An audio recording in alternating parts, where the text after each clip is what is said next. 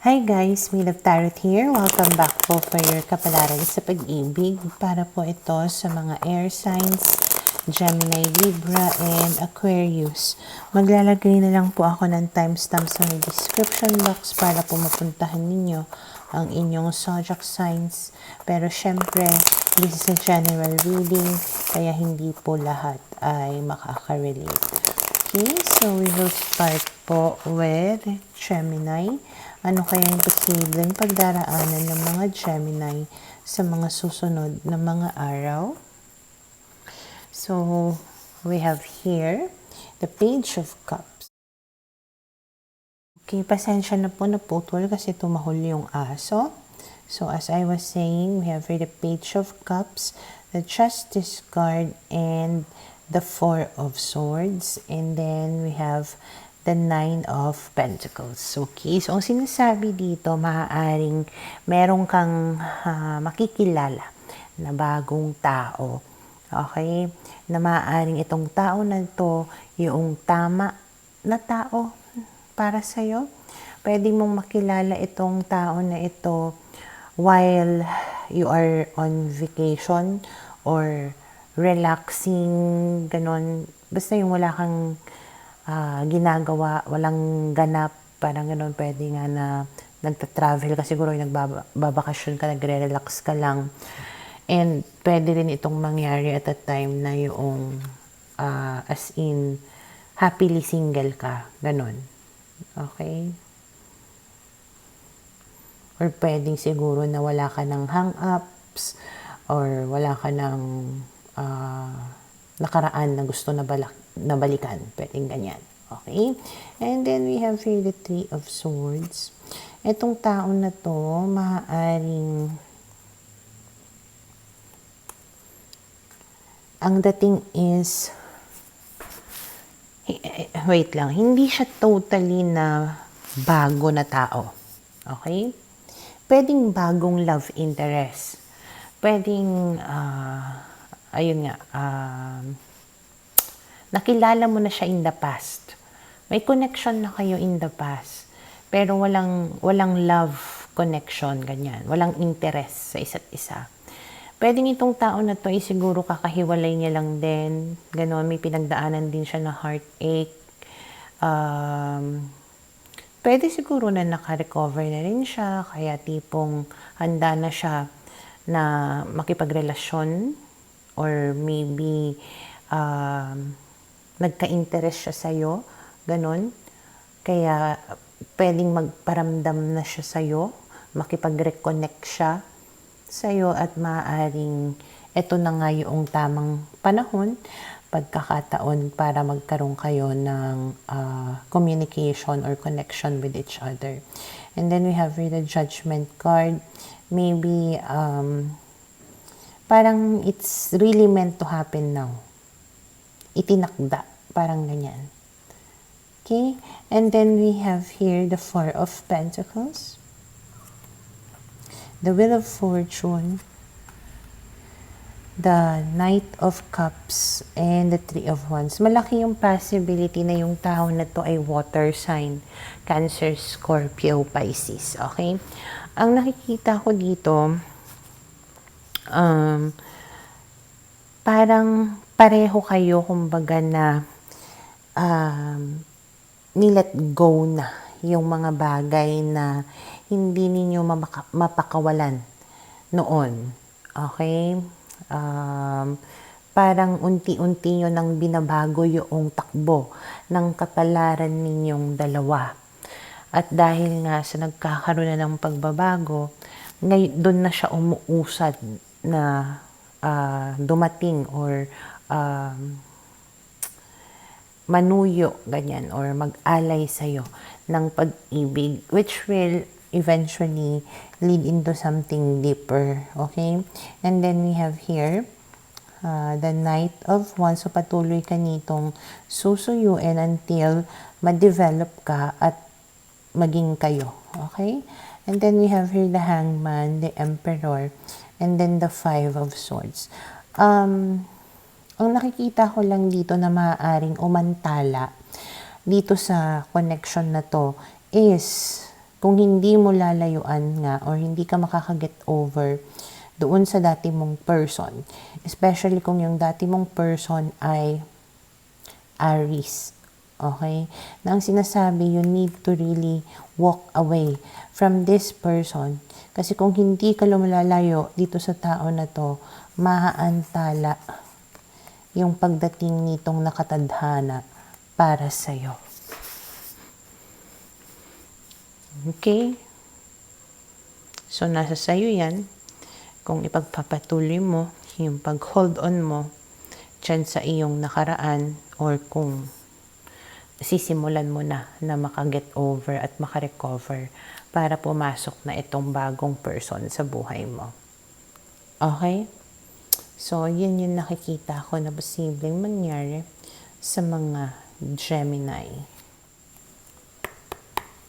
Para sa mga Libra, okay, let's see ano kaya yung posibleng pagdaraanan ng mga Libra sa mga susunod na mga araw.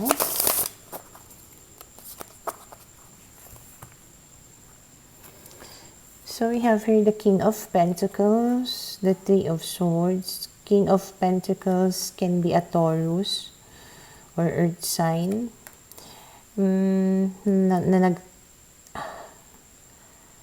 Pwedeng itong tao na ito ay sinaktan ka at pwedeng bibigyan niya kumbaga ng hustisya yung pananakit niya sa'yo. Okay? Pwedeng he will do things right. Itatama niya yung mga pagkakamali niya. Itatama niya yung pananakit niya sa'yo. Maaaring pagkahiling-hiling mo to, inasahan mo to, at ayun nga, maibibigay na sa'yo finally. At mukhang seryoso siya na itama, kumbaga, yung mga pagkakamali niya. And then, we have here the Three of Pentacles, which is saying na makikipag-ayos nga talaga siya sa'yo. At willing ka naman na makipag-ayos sa kanya. And then we have here the Knight of Swords na maaaring nagsasabing talaga magiging siya, ma-action or kikilos talaga siya kumbaga para lang maisaayos yung relationship ninyong dalawa. And then we have here the Two of Wands. So may mga plano-plano siya na sinasabi sa'yo para maging successful yung relationship ninyo at parang may plan siya for the future for the both of you na maaaring gagawan niya nga ng paraan para mangyari. Okay? And then we have here the Six of Wands. So mararamdaman mo yung pagbibigay niya sa'yo ng effort, yung attention, pagmamahal, ganyan, parang showering you with all of this love, ganon. And then we have here the Six of Cups. So, parang nagiging maganda yung reconciliation ninyong dalawa. And then Temperance, parang naisasaayos na ng unti-unti yung mga bagay-bagay, everything is balanced, everything is harmonious, mapayapa, may peace of mind ka kasi nga ramdam na ramdam mo yung effort niya. Okay? And then we have here the Knight of Cups na talagang patuloy ka niya na sinashower ng pagmamahal. Okay? And then we have the Wheel of Fortune. So nagkakaroon na nga ng mga magagandang changes. And then we have here the Four of Pentacles. And then the Knight of Wands. Okay. Ang dating pa nga niya is para siyang baliw na baliw sa'yo. Or obsessed na obsessed sa'yo. Kaya talagang ginagawa niya lahat ng makakaya niya. Maipakita o maiparamdam lamang niya yun sa iyo. Ang worry ko lang is yung baka masobrahan. Kasi baka maging masyadong possessive or obsessive. And then we have here the Two of Cups. And then we have here the Hangman. So, parang nakikita ko yung romance stage ninyo yung kilig-kilig stage ninyo maaring tumagal. Okay? Kasi talagang sinishare ninyo pareho yung feeling of happiness, feeling of love, feeling of passion towards each other. Kaya, pwedeng masustain nyo ito ng matagal na panahon. Okay? And then we have here the Nine of Pentacles. Bakit kaya Nine of Pentacles? The Five of Cups. And then we have the Judgment card. Ang ano ko lang here is,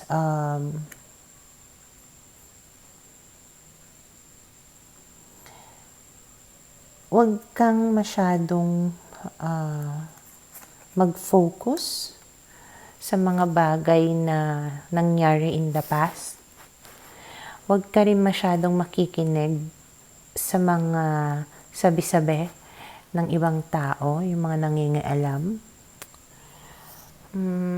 I-enjoy mo lang, kumbaga, kung ano yung pinapakita niya at binibigay niya sa'yo.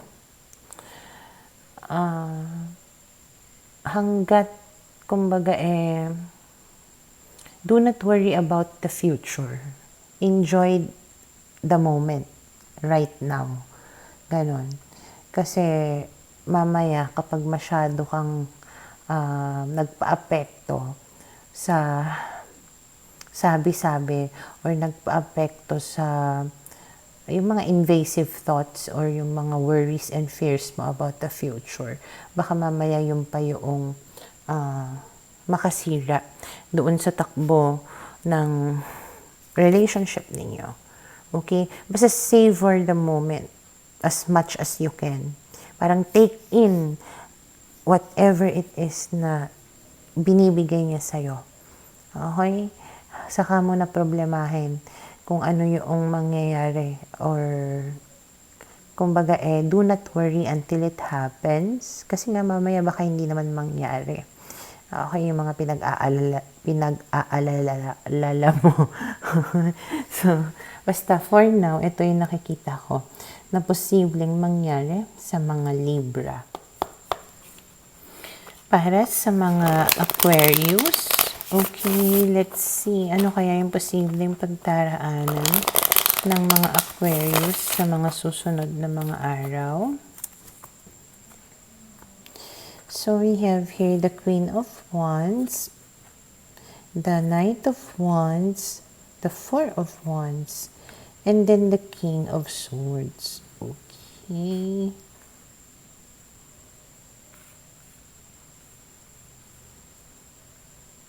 Merong fire sign dito, okay, na maaaring mag-approach sa iyo na pwedeng married, na tipong hindi ko sure kung ito ba yung ka-relationship mo or baka karelasyon mo na maaaring makipag-usap sa'yo at komprontahin ka. Okay, and then we have here the Hangman, the Page of Pentacles. Pero ang mangyayari is pwedeng i-ignore mo itong tao na ito pag nagmensahe siya sa'yo. Pwedeng ito yung wife, kung halimbawa man na ikaw yung third party. Okay? Pwede rin na malayo itong tao na ito sa'yo, kaya hanggang message lang yung kaya niyang gawin sa'yo. Hindi ka naman niya masasaktan, lalo na kung i-ignore mo lang, hindi mo siya bibigyan ng energy mo. Okay? And then we have here the night. Yeah, parang dumistansya ka na lang. Protektahan mo yung self mo. Iwasan mo na lang yung pagmensahe niyan tao na yan sa'yo. Kasi patuloy, Ace of Swords, communication, patuloy siya makikipag-communicate sa'yo. Pwede kanyang patuloy na imensahe ng imensahe. Pwede pa nga may mga anak na ito eh, or buntis at the moment. And then we have here that, yeah, parang pamilya eh, baka yan yung legal na karelasyon at ikaw nga yung kabit. Kaya pwedeng ikaw yung pinagdidiskitahan niya imbes na yung asawa niya yung kumprontahin niya, baka ikaw yung awayin niya. Okay? And then we have here the 9 of Pentacles, the 4 of Swords, and then the 5 of Cups. So, ikaw, ang sinasabi dito, parang magpaka-single ka na lang kaysa naman sa nasa isang relationship ka na ikaw yung third party. Okay, na huwag kang mag-alala. Makaka-recover ka din dyan. Okay, kaysa naman sa gumawa ka ng isang bagay na at the end, as in, pagsisisihan mo lang. Okay, and then we have here the Page of Swords, the 9 of Cups. Meron pang paparating sa'yo na iba eh. Okay, it can be air sign, Gemini, Libra, Aquarius din, na tipong antay-antay ka lang, darating din itong tao na ito. And isa pa sa mga nakikita ko dito na posible pang mangyari is baka kasi mamaya pag-chismisan ka or i-judge ka ng mga tao na nakapaligid sa'yo na nakakaalam sa situation mo. Kaya tipong habang maaga pa, habang kaya mo ba, iwasan mo na kaysa sa maiskandalo ka pa.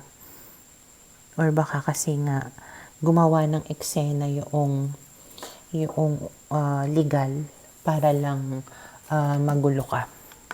Okay? So, yun yung nakikita ko na posibleng mangyari sa mga Aquarius.